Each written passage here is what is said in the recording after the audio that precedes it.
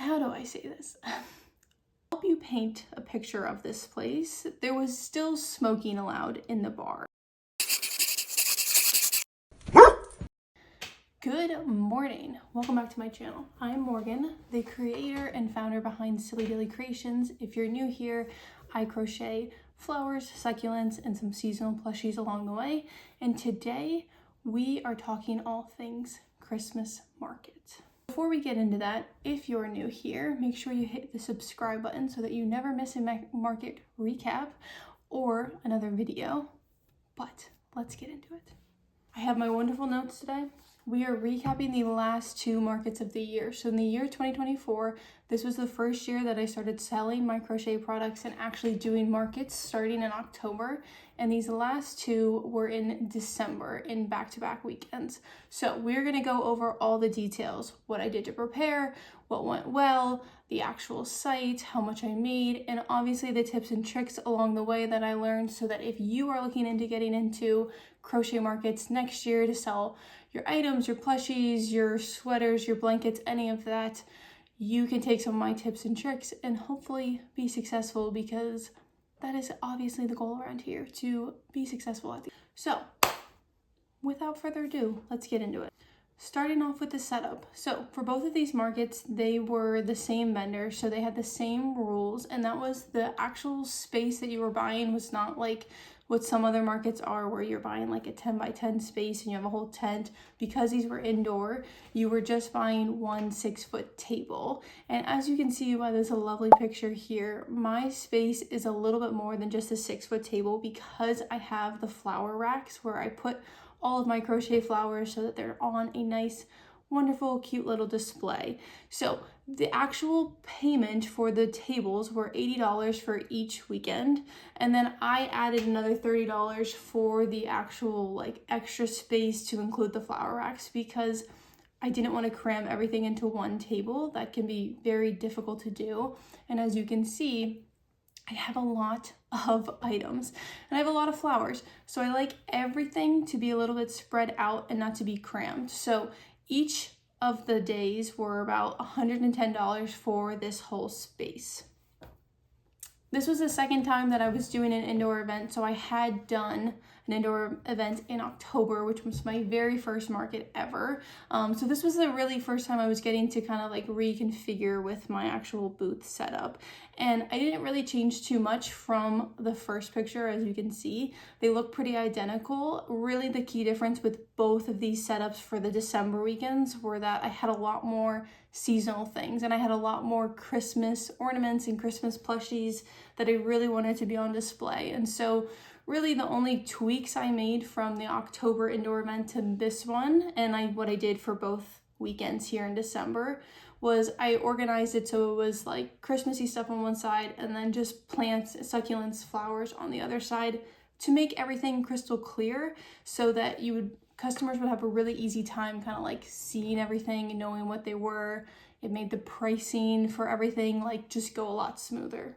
Overall, I think it really paid off to have the extra space. And one of the reasons that I really like the flower racks, and we'll kind of get into the sales later, is that even though my flowers don't always sell the best, they are a huge eye catcher. Like when you are walking in the gymnasium, which is where I was, you can see the flower rack so easily, and they are so different than what I would say a lot of the other vendors that I see. So I really enjoy that because I think they attract people to the table. And the one key thing that I've always wanted with my setups is I wanted everything to be very visual. I didn't like the idea of having everything just kind of like lay face down, where I just don't think you can really like demonstrate your products that well. So everything has layers, everything has like height to them, which is why I use like the cupcake stand racks to actually display everything, because it makes the visual process like a lot easier for the customers. People always eat with their eyes first, right? So a lot of people will buy these products impulsively when they like them, they see them. And so you want to play into the aesthetic part of your table, which I thought I did really well. Actually at all of my markets this year, but especially the last two. booth setup also made it really easy to display my price tags, which you can kind of see I did a little bit different this round than I did in October with my last two markets, and that I actually bought like these things on Amazon, which I'll put in the links below, that just have all of these chalkboard like little standing tags. Everything that I use to write my price tags with are all chalkboard, so I can actually update my prices place to place, actually in the market itself if I need to. That way I'm not like stuck to any one price, which I actually did try in the last market, which we'll get into later. But I feel like the chalkboard really helps because one, I can kind of add my own touch to like the names and how I write it, the colors and all of that. And two, it just makes it really easy to update prices like market to market. Getting into the atmosphere and or like the actual vibe of the market. So I'm going to start with market one. So like I said previously, this was the same vendor for both weekends back to back. So when I signed up for this a few months ago, I just was having trouble finding Christmas markets, found this one New England vendor. I'm based out of New Hampshire, if you didn't already know that. And it made it really easy to just find these two, one in the city I live in, and then the next weekend was obviously in the city that was like 20 minutes north of me. So the location of the first market, this was at an elementary school. The elementary school was in a cute little downtown, like literally 5 minutes from where I live. And I think this played a huge role into the success of this market. Having a market at an elementary school makes it really easy to have a lot of advertisement for the market because it's all around the school district. A lot of people live or drive near the elementary schools. So I felt like this market itself had way more traffic than the second market, and which is why I think it was a little bit more successful. There were also a ton more vendors at this market. I didn't take a video of the actual event space like I did with the second, but there were just a full gymnasium of vendors, which made it really lively and fun, and I think inviting for the people that were coming to shop. And overall, I just felt like it was a better market, better atmosphere than market number two. The average age of the shopper, which is a huge factor I've been paying attention to as I've kind of gotten into selling live at markets, because I've noticed that my products really sell with a certain demographic. So I've just been kind of paying attention to, okay, what vendors do I go to? What is the crowd like? What are their ages? Because that's a huge like factor into how your sales do. These two markets, specifically this one, was definitely an older population. So like 60 plus, a lot of the people that came to the table, walked by, that I spoke to, were just on the older end. And we'll kind of get into that with the sales, but my products usually don't do as great with that population just because a lot of people view crochet products as like unnecessary things, which you could argue it's artwork in my eyes, but to older people that have a lot of things and don't want more things, a lot of them don't want to buy any extra like random plushies to have in their house. Yeah, so the demographic here was probably not my ideal demographic, but there were definitely still a lot of younger people that came in and out, and those were majorly the people that bought from me, which I was happy to see. Versus market two. So market two, the second market that I did in December, this was actually at a club. It was called like Club Canadian in Manchester, New Hampshire, and it was giving men's clubs vibes. Like it was giving, how do I say this? It was in a space that was connected to a bar. To help you paint a picture of this place, there was still smoking allowed in the bar. And the bar obviously had like a window, like it had like a connection to the actual event room that we were in. So we got there at like 9:30 and there were still obviously people drinking and smoking at the bar. And that was just, not to be judgmental, but more to just paint the vibe of this place. It was very, very different than the elementary school. And I think early in the morning that kind of helped me pick up on that this was going to be very different than the previous market. There were way fewer vendors there than there were at the previous one. there was probably only like 20. I have a very short little video that I took from the table. Probably only 20 vendors versus the previous weekend was probably closer to like 40 or 50. So it definitely felt a lot more empty, and the location of market number 2 was just not nearly as good as the location as market number 1. And that was because, again, this was like in a back room in like a club that was off of the street. The actual door to the place was kind of like around back and not as visible because it wasn't like downtown like the elementary school was. And that definitely led to the overall slow traffic in this market. The traffic was much slower. There were many times that there was literally no customer in the actual place and it was just vendors. So sales were not as great. Looking at the demographic, it was also pretty similar to the previous one. Like I said, this was the same vendor, so I was kind of expecting the same crowd because how they kind of marketed the first one, similar to how they're going to market this one. And it kind of attracted an older population. Again, there were definitely some younger families and some couples that came in, but for the most part, it was people over the age of 60, which just plays into my planning when I'm thinking about next year, knowing that my crochet products do better with younger crowds.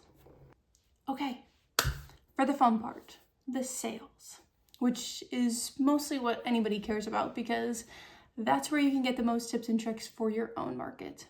Let's go through what I actually brought to each market. I'll put these 2 pictures so you can kind of see a whole reference point. But for market number 1, I brought 23 Christmas items. That included the elf ornaments, the little swinging sets that I made as both like a swing and an actual ornament that had like the gingerbread, Santa, the snowman, the penguin, and the reindeer, the poinsettias, and then the Christmas trees and snowmen. So 23 total of that. And then looking at the succulents, flowers, all of that, I brought 11 standing succulents. So that included like string of pearls, all the fishbone, all of those things on the left side of the picture, as well as then 5 swinging sprouts and 5 of the harvest friends that I made originally I made it in October for my last fall market that didn't sell, but I thought it could still be like a good gift if people wanted it. So I just kind of brought it along. And 6 keychains that included pumpkin pie and s'mores. And then flowers. So I brought all of my usual flowers, which includes lavender, tulips, roses, cosmos, sunflowers, forget-me-nots, daisies, peonies. I might have forgot one, but that's mostly what I bring. That's been the assembly that I've kind of created for my original markets and I've just brought along the way. And they range from about 10 to like 20 of each of those flowers. Market number 2, this was really just the leftovers from market number 1. And then I also made a few other things. So I had about 20 Christmas items for market number 2. I made way more snowmen for this market because they were kind of a hot sale at the first market. So I made 5 additional snowmen, and then I had all of the remaining Christmas items. I didn't really get to make any other things in the week between the 2 markets. 10 standing succulents, again, 5 of the swinging people, including the swinging sprouts and the fall guys, 6 keychains, and then around the same amount of flowers. All right, so for the sales. So looking into market 1, of the Christmas items, about 7 of those items sold. So both of the elf ornaments sold, 2 snowmen sold, which were the only 2 snowmen that I actually had at the time. A poinsettia sold, and then 2 of the trees that were like amigurumi. I always butcher that word. I kind of made off of a free pattern and one that I bought on Etsy. All of the patterns will be listed below if you're curious in making them yourself. Of the succulents, so one of the cactus that I call like the waving cactus, it's just like the regular cactus. It's like literally like this. One of those sold. The string of pearls sold, and then 2 of the swinging sprouts sold. And flowers, this was the highest flower day I might have had. I'd have to double check, but I sold a lot of flowers at this market. 3 daisies, a sunflower, a tulip, 3 lavenders, and then 1 cosmo. That came out to a total of $4.25 for that market. Looking at market number 2. So like I said, I only had a week in between these 2 markets. And so I like made Snowman like freaking crazy going up into the weekend for the second one because they sold so fast at the first one. I was like, oh, everybody loves these freaking Snowman. So I slaved, and I'm like waking up at like 6 a.m. before I go to work every day. Not a single Christmas item sold at the second market. Not a Snowman, not a poinsettia, not a freaking like ornament, which was the most surprising thing. Like I said earlier, this didn't have the highest amount of traffic, but it was still pretty surprising to me that this like literally none of those things sold, which I had spent like 4 weeks kind of making ornaments thinking that that was going to be a hot seller for a Christmas market. But some of the other things sold. So succulents, I had about 5 sell: the Mexican fence post, the brain, the mini one, the fishbone, and then again 2 swinging sprouts, which are always the most popular. Of the flowers, only 3 of those sold: 1 daisy, 2 lavender, and then 1 sunflower. And keychain, I finally sold a s'more. You ever have an item that you go to every market and you get all of these comments about? That's so cute. Oh my gosh. It's the literal first thing everybody picks up is this freaking s'more. And they say, it's so cute, all of this. And then immediately they put it back down and walk away. Like, it was like clockwork. Every single market, somebody picked it up, but nobody bought it. So I finally sold one of them, which I was very happy. So just one of those keychains sold. And that came out to a total for the day of $216. Now getting into what would I change. So these were obviously my first 2 Christmas markets that I have ever done. They were the 2, like market number 3 and 4 that I've done this year. And I've learned a lot along the way. The things that I would specifically change with this market was making way more non-seasonal items. Like I said, at market number 2, none of the Christmas items sold. And so that really told me, and like not that many more sold at the first one.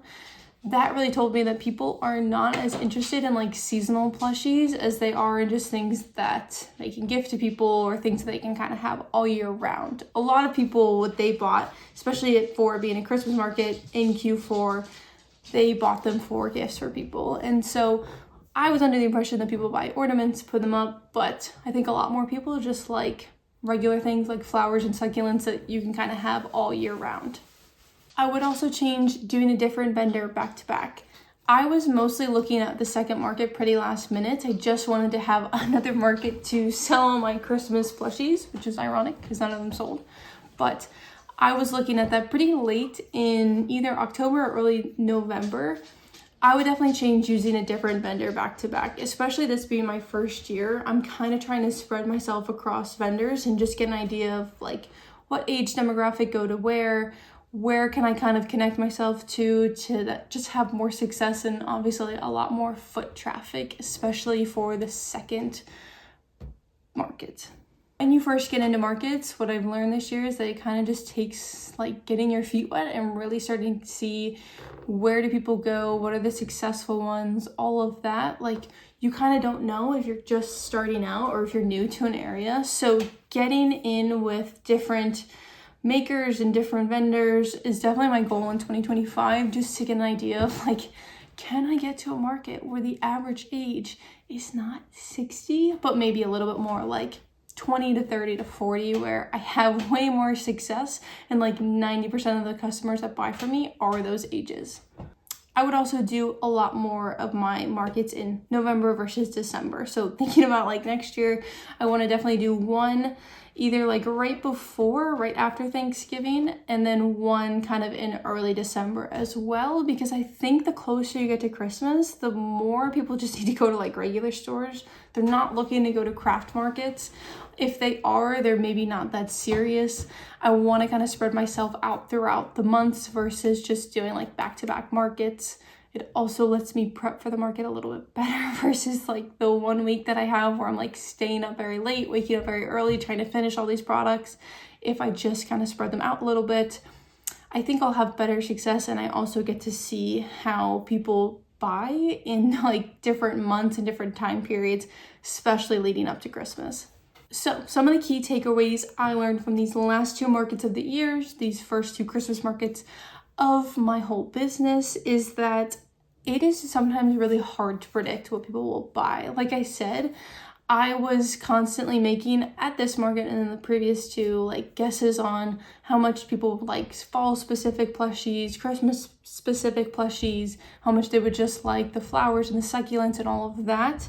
And it's really hard. Like the more you know the markets you're going to, the more you're a repeat market vendor, I think the better you'll have predicting. In the beginning, I would just suggest making way more like basic, timely, yearly items versus seasonal or like fall or Christmas holiday dependent things, because I think people always lean towards items that they can use all year round versus just at the holiday season or just at a specific season throughout the year.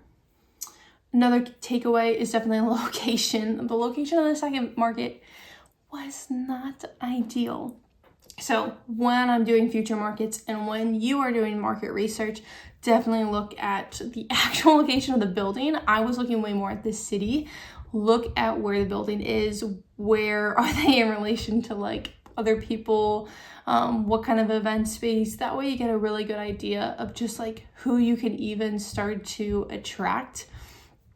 And that may just be a little bit better at predicting your sales and actually understanding if the market is worth going towards or if you need to go to another one. That is a wrap on today's market recap. Thank you so much for watching. If I missed anything, you have any questions about these markets, please make sure to leave them in the comments down below. If you have not already, hit the subscribe button so that you never miss a market recap. And as always, thank you so much for watching. Stay silly, and I'll see you in the next one. Bye.